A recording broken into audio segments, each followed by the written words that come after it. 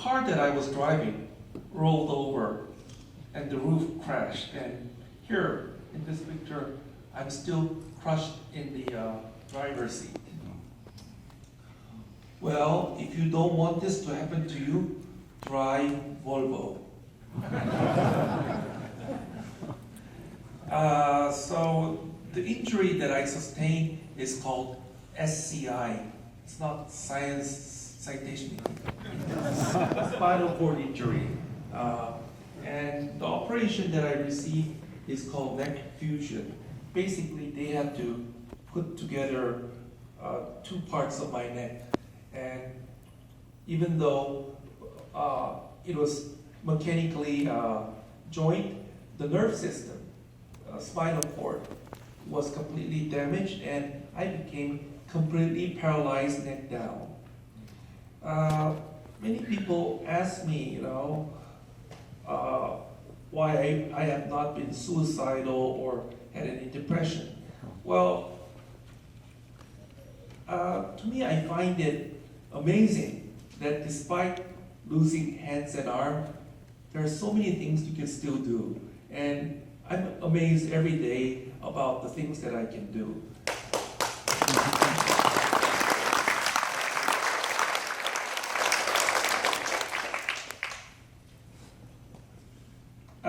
Especially nowadays with the advent of computer and smart revolution, I can do everything on the computer, slightly slower, but everything I can do. For instance, I can text message using speech recognition with my kids. As you know, that's the only form of communication with your kids these days. And so these technology is what keep me going. 6 years ago, after the accident, I had a chance to go back to the scene of the accident. It was on paved road, but very simple and plain. And when I went back there, I couldn't believe that the accident occurred in this very plain road. And considering all the good things that have happened to me since the accident, I really wonder whether this was really an accident or destiny, in a good sense. I think I told you that I had zero depression and no psychiatric trouble. I mean, before the accident, I wasn't really motivated or spiritually strong, but accident made so many things clear.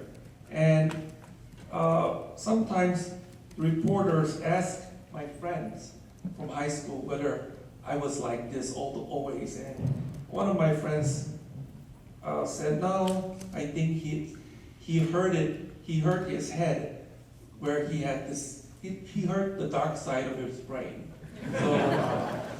So I cannot have depression or negative thoughts. And so anyway, I don't know why I did not have this depression or any psychological problem, but I think it must have been due to the near-death experience that I had when I was in coma in the hospital right after the accident.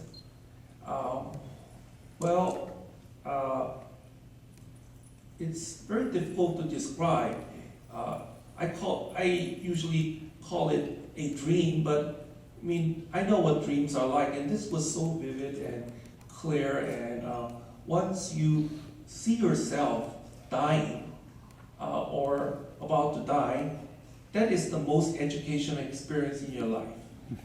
Everything becomes so clear. And because I think I felt what it was like to die, I think I gained a great inner strength to overcome all the challenges.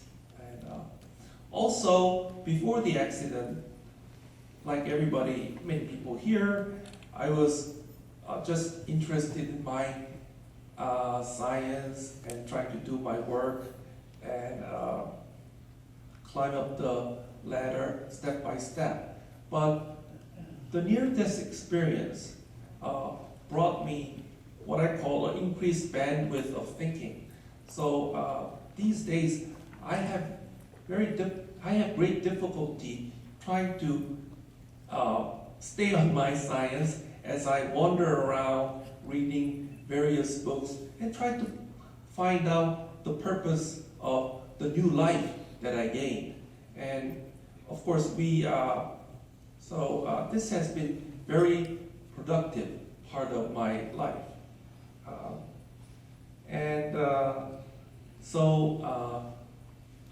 It has become my lifetime quest and hobby to think about these so-called big questions. And I'm not sure you'll agree with all of it, but here I go.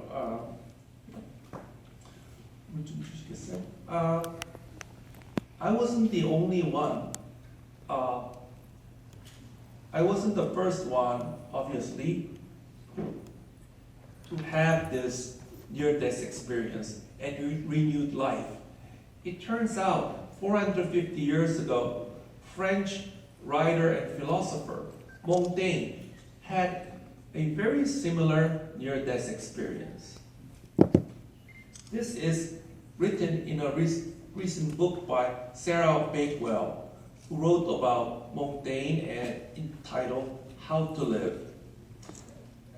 Montaigne was a very active political figure, a rich person, aristocrat in the county of Bordeaux.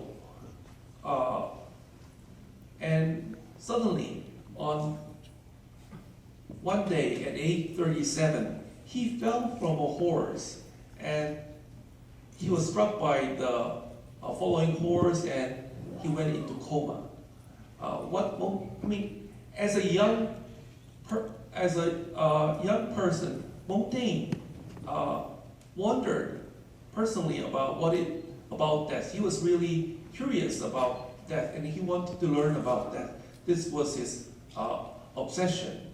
But when he experienced death, he realized that everything was so calm, natural, and there is no need to prepare. No 선행학습 needed. When it came, he knew what to do exactly, and he felt he felt like he was flowing into and being lifted, and he knew what to do exactly. When Montaigne woke up and told this to his friends, they all were shocked because they said, no, you are in real agony and pain, and you are vomiting blood and ripping your clothes. So everybody worried really about him. And then Montaigne realized that perhaps the death is something that it looks very awful on an outward appearance, but very calm inside. So from then on, he realized that he doesn't have to worry about death and just focus on living. And as a result, he retired from all his political life and secluded himself to a chateau where he started writing about things, and this became the first literary form of what is called an essay. Essay is something that you write and the next day or later you write something that would contradict with what you wrote earlier.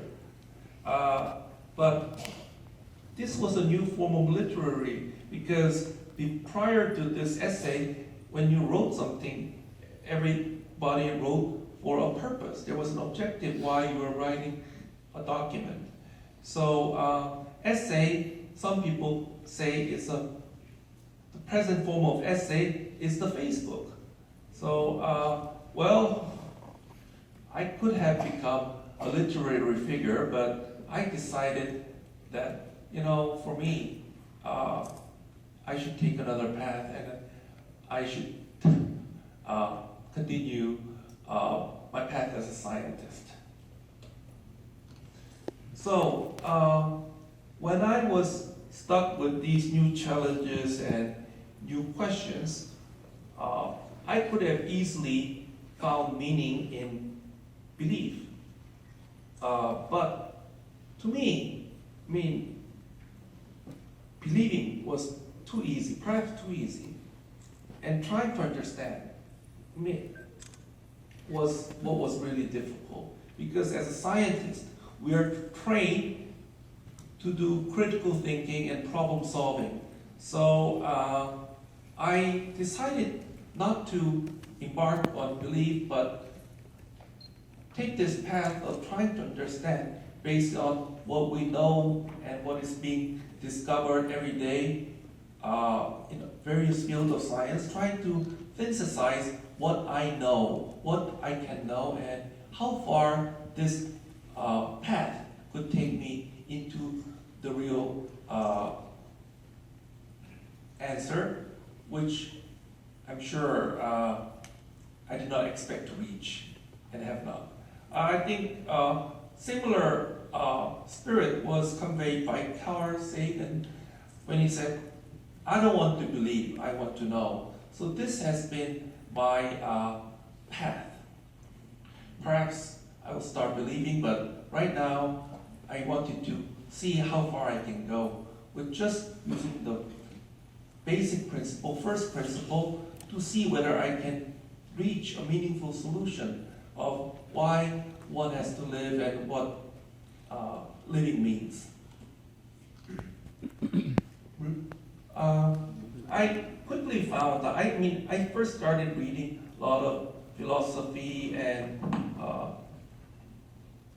history books, but I soon found out that much of the human nature and human behavior can be explained nowadays by so-called social biology, evolutionary biology, and evolutionary psychology.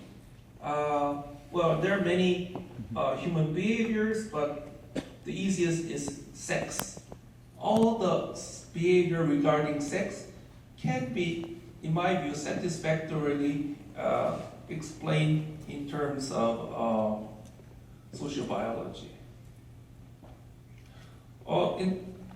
I might get into trouble by saying this in Korea, but this is not me saying, but I'm just going to paraphrase and quote Matt Ridley, author of a book called The Red Queen, Sex and the Evolution of Human Nature. Matt Ridley pointed out that the goal of all species, all living beings, is to thrive by reproduction. This is true for male and female. Only the difference is the strategy they use, he argued. Because thriving is such a challenging task, what male of an animal usually does is that they try to increase the number of cases by disseminating their sperm as much and as many cases as possible. So that's the strategy that used. On the other hand, he argues that a female of an animal has to incubate the child during the length of pregnancy and have to wait until that child grows up. So female have very little, are disadvantages in terms of chance. So what they do is try to increase the probability by trying to mate with the most successful male and those that will stay around them while they are taking care of their child. So in a way, when I read this book, it cleared my mind and my sexual appetite dropped dramatically because now I can substitute that with the reason. Another important thing is altruism, which is somewhat also the theme of this UKC conference. The evolutionary biologists had hard time explaining why at certain times animals exhibit altruistic behavior. That is, by sacrificing themselves for the benefit of the others. This is not always the case, but we often see that in the social animals. They had a hard time explaining what is the motivation behind so-called altruism. Why would somebody sacrifice their lives for benefit of the others? And this is because when we normally think about evolution, it is all about natural selection and survival of the fittest. We associate all the bad behaviors and morally wrong things like greed, betrayal, and infidelity to natural selection. But scientists are now in agreement that in the development of human society, not just the survival of individual, but the group selection was at play.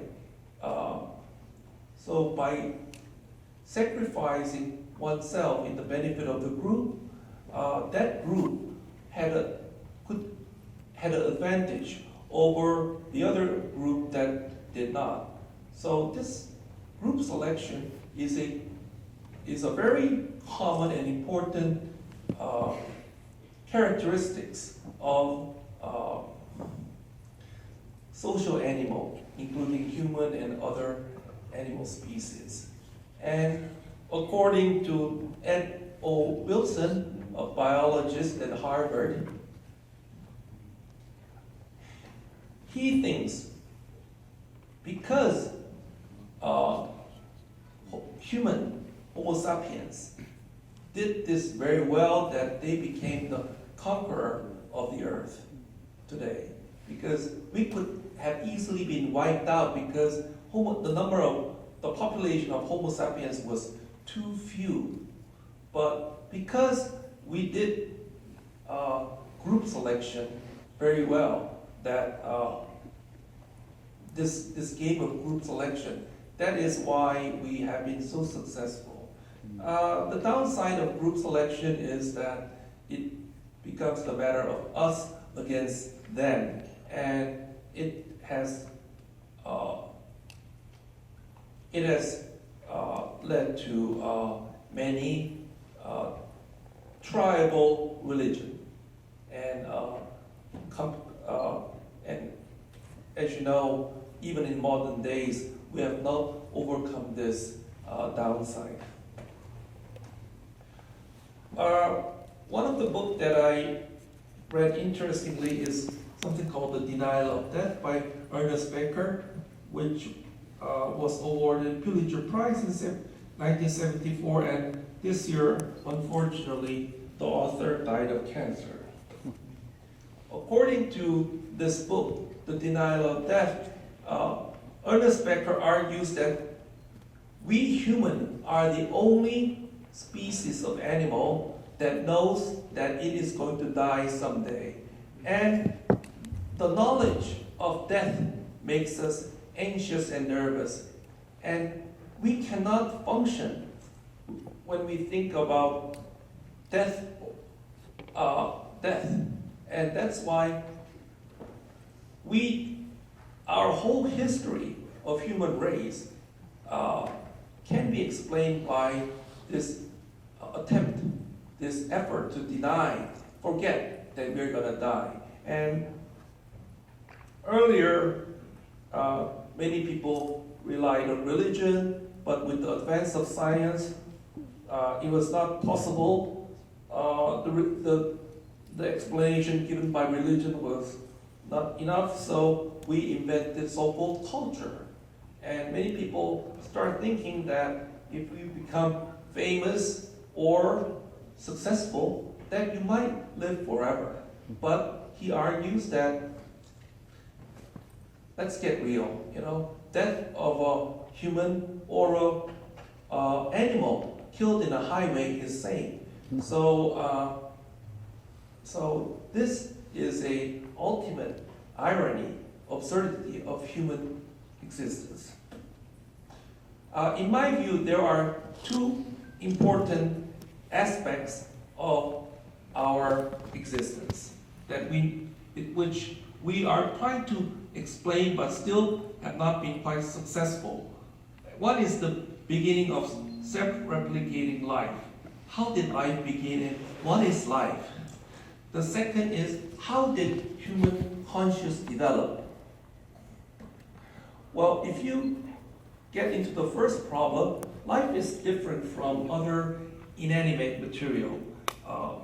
When you compare living versus non-living, all non-living material follow what is called the second law principle of thermodynamics: increase in entropy, increase in disorder. When we die, our body will decompose, and this will follow exactly according to the second law of thermodynamics. But life is something quite unique and different. It has what is called teleonomic principle. It seems to have a objective, a purpose, and to achieve this objective, it uses energy and go against the thermodynamic principle. So it is very different from the non-living, that it's able to produce order from chaos. And so when I look back into the so-called meaning of life as an individual, perhaps maybe individual lives may not be so important or really significant or meaningful as we tend to think.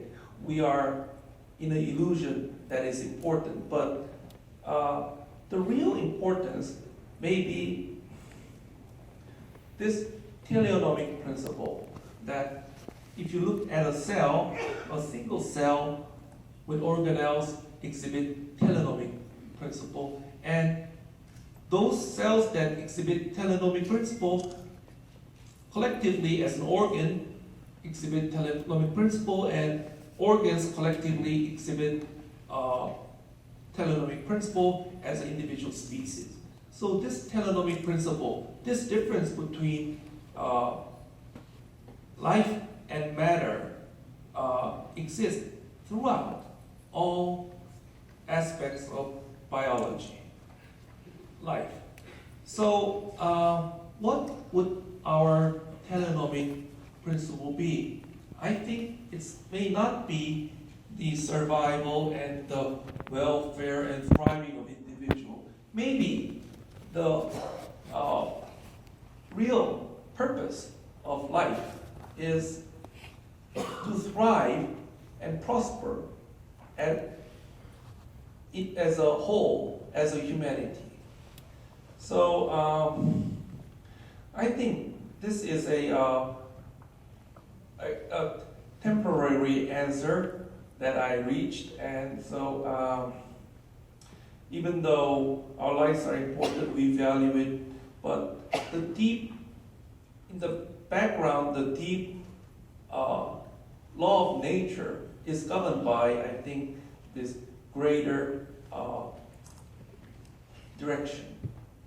And so I wonder what other people have said so far, and one of them is Pierre Teilhard de Chardin. He was a Jesuit priest and a scientist like myself who lived in the early 20th century, and Teilhard also expressed this idea very well. He he argued that Christianity, in his view, made a big mistake because they divided the universe into matter and spirit, soul, and put the soul in a upper position, higher position.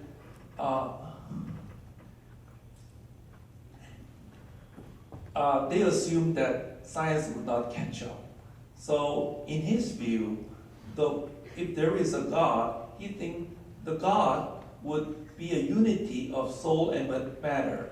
And he says something like, here, we are not a human being having a spiritual experience.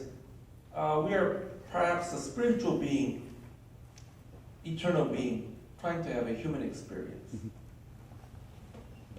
Anyway, I think this dualism of spirit and matter was first expounded by Descartes and was later also revoked by Spinoza. And I'm sure you know that Einstein was a great fan of Spinoza. And they tried to compromise and put science into the spiritual world. Well, this is the last book that I'm going to introduce. It's a book titled Seeing Red, a study of consciousness, written by Nicholas Humphrey. And at the beginning of the book, a disabled person writes a letter to Nicholas Humphrey, the author, telling him that he's very crippled and disabled, disfigured person, and he asks Nicholas Humphrey, the scholar, if he dies, is there anything left beyond this crippled body? And Nicholas Humphrey gives his version of what consciousness is, blah, blah, blah, and then at the very end of the book, he returns back and reply to this disabled person, Joe Can, and he said, Joe Can, I'm sorry, but not a chance, when we die, everything, our mind and everything is gone. But he quotes this word by Albert Camus, and he says that when we cannot travel the wide sea of the eternity, the more significant is the island that we stand on now. And I think this explains very well my emotion and feeling that,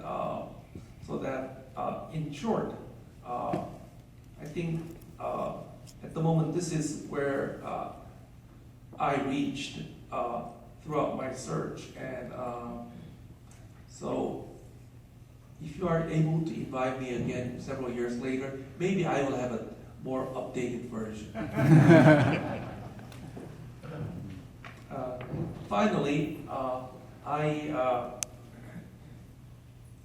few months ago, I made a trip to Europe and I visited Nicholas Humphrey, the author, and met him at Cambridge. And on the way back to Europe, I decided to take a ferry boat. Well, it's a ferry boat, but I think this was the first time that I went to sea, crossing the North Sea over 15 hours. So thank you very much for your attention.